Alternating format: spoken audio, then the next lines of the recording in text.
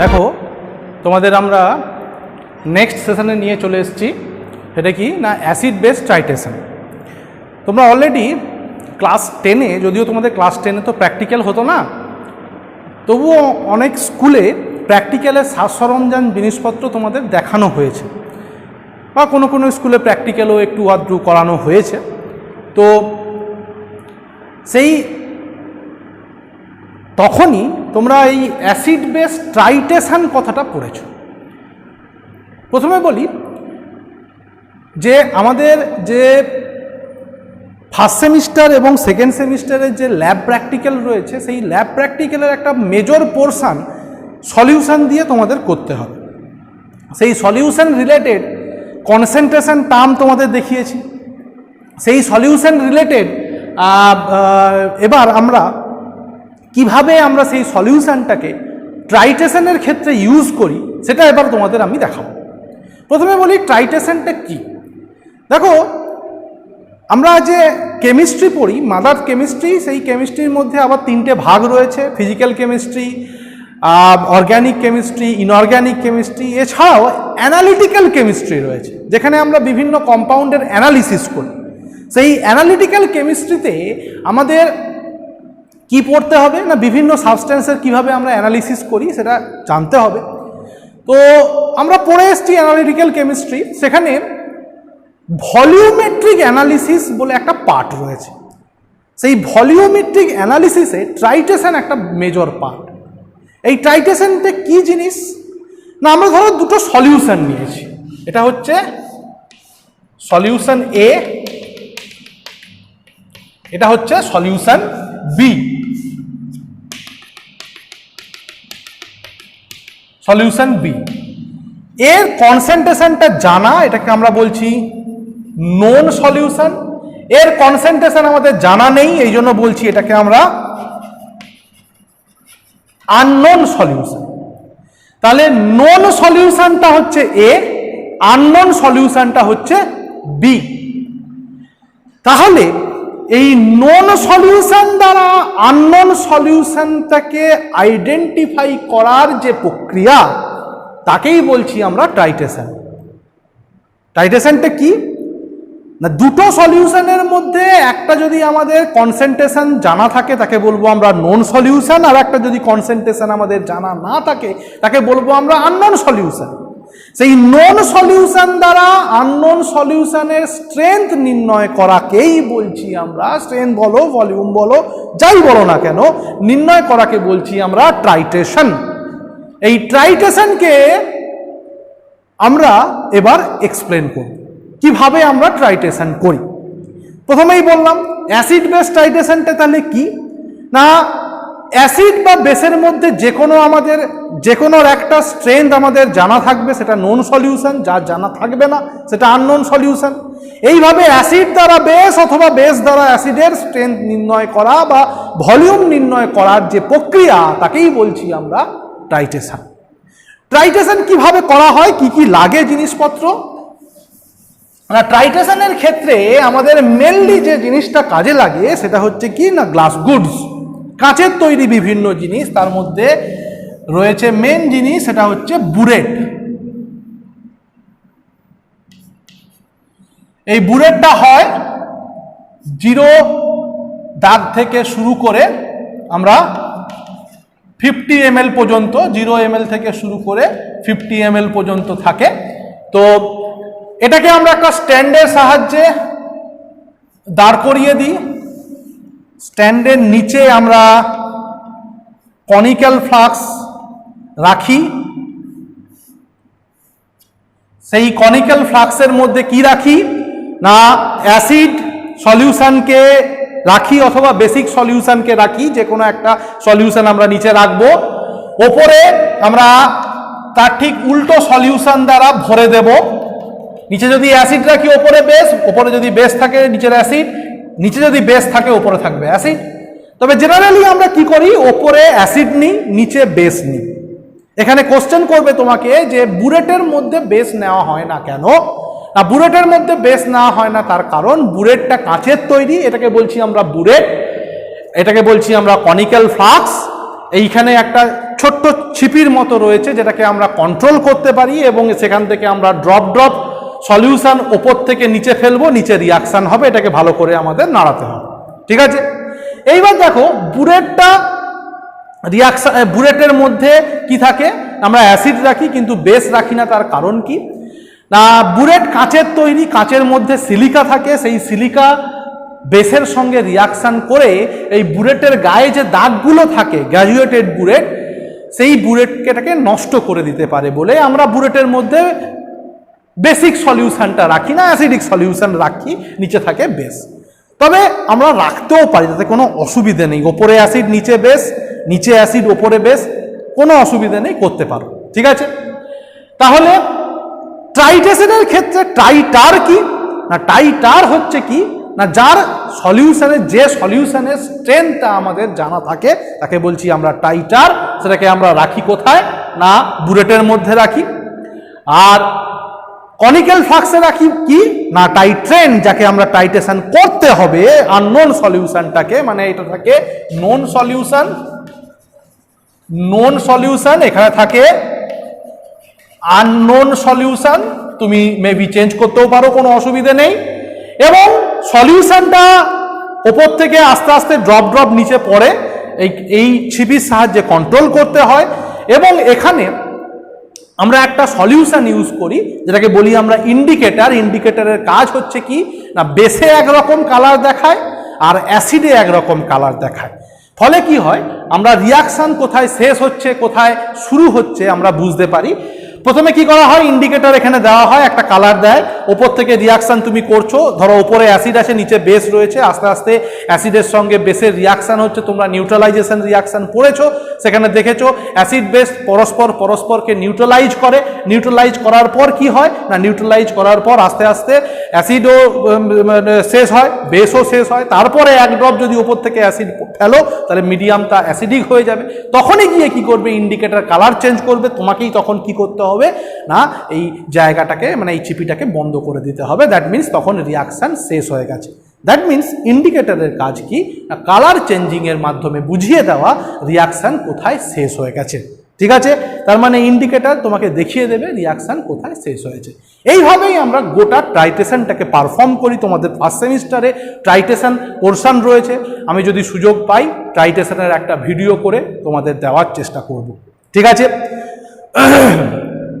এইভাবে দেখো, এই যে টাইটেশন করলাম, এই টাইটেশনের ক্ষেত্রে এই যে নন সলিউশন নিয়েছি, এই নন সলিউশনের কে আমরা দুভাগে ভাগ করি। কি কি দুভাগে ভাগ করি, নন সলিউশনটাকে, নন স্ট্রেংথের সলিউশনটাকে আমরা দুভাগে ভাগ করি। একটা হচ্ছে প্রাইমারি স্ট্যান্ডার্ড সলিউশন, আর একটাকে বলছি আমরা কি না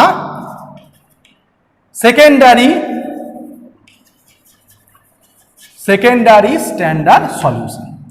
প্রথমে বলি প্রাইমারি স্ট্যান্ডার্ড সলিউশন কি, আমি এদিকে টাইটেশনের পোর্শনটা মুছছি। এটা প্রাইমারি স্ট্যান্ডার্ড সলিউশনটা কি না, প্রাইমারি স্ট্যান্ডার্ড সলিউশন হচ্ছে যে সলিউশন তৈরি করার সময় সলিউটটাকে আমরা ডাইরেক্টলি ওয়েট করতে পারি এবং সেটাকে ওয়েট করে যখন সলিউশনটা তৈরি করি অনেক দিন পর্যন্ত সলিউশনটা ঠিক থাকে এবং সবথেকে বড় জিনিস যেটা তার কনসেন্ট্রেশন, সেই কনসেন্ট্রেশনের মাপটা বহুদিন যাবৎ ফিক্সড থাকে, তাকেই বলছি আমরা primary standard solution. Primary standard solution হিসেবে আমরা যে সমস্ত কম্পাউন্ড ব্যবহার করি, যেমন anhydrous sodium carbonate solution, anhydrous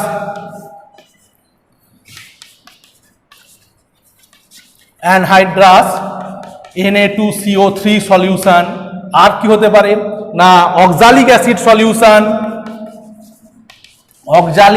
solution, potassium dichromate solution K2Cr2O7, এগুলো প্রত্যেকটাই হচ্ছে কি না প্রাইমারি স্ট্যান্ডার্ড সলিউশন। তাহলে সেকেন্ডারি স্ট্যান্ডার্ড সলিউশন আমরা কাকে বলবো না, সেকেন্ডারি স্ট্যান্ডার্ড সলিউশন আমরা তাকেই বলবো না যে সলিউশনটা কি হচ্ছে না যাকে আমরা ডাইরেক্টলি ওয়েট করতে পারি না, যে সলিউশনটা তৈরি করলে খুব তাড়াতাড়ি নষ্ট হয়ে যায় এবং বেশি দিন ঠিক থাকে না, এবং সব সময় তাকে ইউজ করতে গেলে আমাকে প্রাইমারি স্ট্যান্ডার্ড সলিউশনের হেল্প নিতে হয়, সেই সলিউশনকে বলি আমরা secondary standard solution. Secondary standard solution হিসেবে আমরা বিভিন্ন সলিউশন ব্যবহার করতে পারি, যেমন HCl solution, HCl solution, NaOH solution, H2SO4 solution, এগুলো সবই হচ্ছে কি না সেকেন্ডারি স্ট্যান্ডার্ড সলিউশন। তার কারণ secondary standard solution directly weight করা যায় না, ওয়েট করে কেমিক্যাল ব্যালেন্সের দ্বারা ওয়েট করে করলেও তাকে স্ট্যান্ডার্ডাইজ করতে হয় প্রাইমারি স্ট্যান্ডার্ড সলিউশন দ্বারা, এবং এদের স্ট্রেংথ ভ্যারি করে দিন দিন। সেই কারণের জন্য একে বলছি আমরা সেকেন্ডারি স্ট্যান্ডার্ড সলিউশন। ঠিক আছে, এইবার চলে আসবো অ্যাসিডিমেট্রি অ্যালকালিমেট্রি কাকে বলি। অ্যাসিডিমেট্রি অ্যালকালিমেট্রি জিনিসটা কি, আমি মুছি এটা। অ্যাসিডিমেট্রি অ্যালকালিমেট্রি হচ্ছে আননোন সলিউশনে, অ্যাসিডের আননোন সলিউশন দ্বারা বেস মানে অ্যালকালির স্ট্রেংথ নির্ণয়, অথবা আননোন অ্যালকালি সলিউশন দ্বারা নন অ্যালকালি সলিউশন দ্বারা আননোন অ্যাসিডের স্ট্রেংথ নির্ণয়, এটাকেই বলছি আমরা কি অ্যাসিডিমেট্রি অ্যান্ড অ্যালকালিমেট্রি। এই অ্যাসিডিমেট্রি অ্যান্ড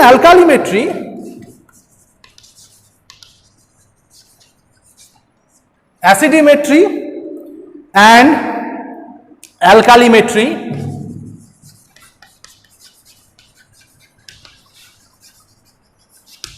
এই অ্যাসিডিমেট্রি এবং অ্যালকালিমেট্রি মানে known solution of acid, unknown solution of alkali, অথবা known solution of alkali, unknown solution of acid দ্বারা unknown যার তার স্ট্রেংথ নির্ণয় করার যে প্রক্রিয়া তাকেই বলছি আমরা অ্যাসিডিমেট্রি অ্যান্ড অ্যালকালিমেট্রি। এই অ্যাসিডিমেট্রি এবং অ্যালকালিমেট্রি অ্যাসিড বেস তাদের রিয়াকশনের ওপর ডিপেন্ড করে। রিয়াকশনটা এমনভাবেই হয় যে তারা ইকুইভ্যালেন্ট ওয়েট পারপাসে কমপ্লিটলি নিউট্রালাইজ করে একে অপরকে on the basis of equivalent wait, মানে অ্যাসিড তার ইকুইভ্যালেন্ট প্রপোর্শনে বেসকে নিউট্রালাইজ করে, বেস তার ইকুইভ্যালেন্ট প্রপোর্শনে অ্যাসিডকে নিউট্রালাইজ করে। ঠিক আছে, কি বললাম বুঝতে পারলেন? অ্যাসিড এবং বেস নিজেদের মধ্যে রিয়াকশন করে একে অপরকে নিউট্রালাইজ করবে, ঠিক কথা, কিন্তু কি প্রপোর্শনে? অ্যাসিড ইকুইভ্যালেন্ট পোর্শনে বেসকে নিউট্রালাইজ করবে, বেস ইকুইভ্যালেন্ট পোর্শনে অ্যাসিডকে নিউট্রালাইজ করবে। এটাই হচ্ছে অ্যাসিডিমেট্রি অ্যালকালিমেট্রির নীতি। এবং সেই নীতি অনুযায়ী আমরা বলতে পারি, ধরো অ্যাসিডের আমরা ভলিউম নিয়েছি V1 এবং তার স্ট্রেংথ S1, এবং বেস নিয়েছি তার ভলিউম V2, স্ট্রেংথ যদি S2 হয়, তাহলে অ্যাসিডিমেট্রি অ্যালকালিমেট্রির নিয়ম অনুযায়ী আমরা লিখতে পারি V1 S1 সমান V2 S2। This is the acid base titration principle. Acidimetry অ্যালকালিমেট্রির সমস্ত ক্যালকুলেশন এই সূত্র ধরে হবে V1 S1 is equal to V2 S2, যেখানে V1 is the volume of acid, S1 is the strength of acid, V2 is the volume of base alkali, and S2 is the strength of alkali। তো এই সূত্র ধরে আমরা acid base titration কেন, তোমার যে কোনো অ্যাসিডিমেট্রি অ্যালকালিমেট্রি যে কোনো ম্যাথ আমরা এই সূত্র ধরে করব। তোমরা ল্যাবেও দেখবে আমরা এই সূত্র ধরেই ক্যালকুলেশনে আসব। খুব ভালো করে মনে রাখবে, প্র্যাকটিক্যালে এই কোশ্চেনটা খুব করে যে what is the basic principle of acid base titration. Acid base টাইট্রেশনের বেসিক প্রিন্সিপল কি না, অ্যাসিড এবং বেস একে অপরকে নিউট্রালাইজ করবে, বাট হোয়াট বেসিস, কি বেসিসে না, তারা একে অপরকে নিউট্রালাইজ করবে on the basis of their equivalent wait. ঠিক আছে, এবং সেখান থেকে আমরা বলতে পারি V1 S1 is equal to V2 S2। ঠিক আছে, এটাই হচ্ছে acid base titration, acid base acidimetric alkalimetric টাইট্রেশনের মূল নীতি।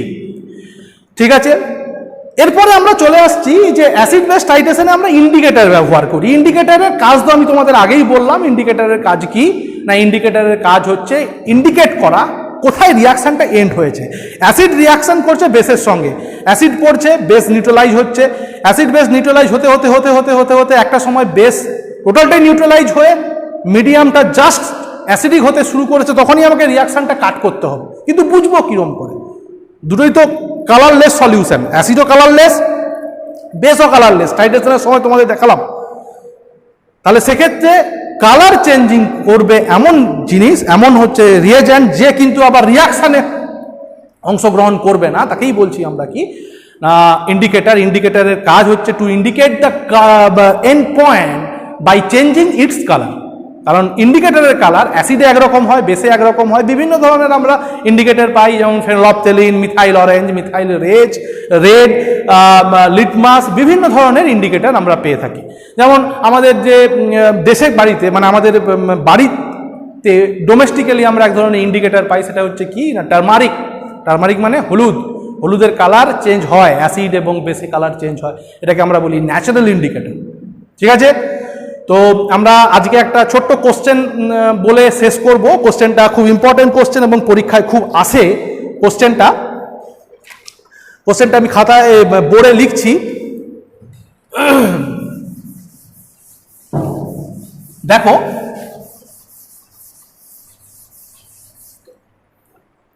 বলছে what will be the effect of phenolphthalein indicator. Phenolphthalein indicator, what will be the effect? Phenolphthalein